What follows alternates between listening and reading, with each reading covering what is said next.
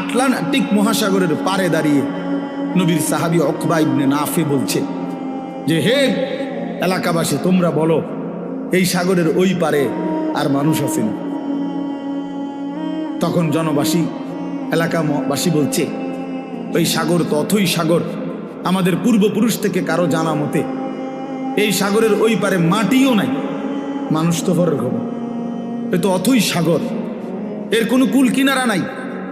হযরত উকবা ইবনে নাফে 22 বছর বয়স্ক সাহাবী, পুরো আফ্রিকা বিজয় করে এই আটলান্টিক মহাসাগরের পারে দাঁড়িয়ে নিজের ঘোড়ার 2 পাও ভিজাইছে, ঘোড়ার পাও পানি, সাগরের পানিতে ভিজাইয়া এরপরে আল্লাহকে বলছে, আল্লাহ তোমার বান্দারা সাক্ষী দিছে সাগরের ওই পারে নাকি কোনো মানুষ নাই, এই জন্য আমি থেমে গেলাম।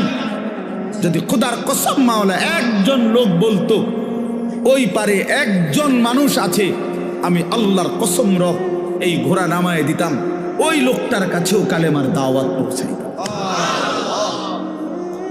একজনের জন্য আমি সাগর পাড়ি দিতে রাজি আছি, কিন্তু কেউ তো বলে না, আর কোনো লোক নাই, এজন্য থেমে গেলাম।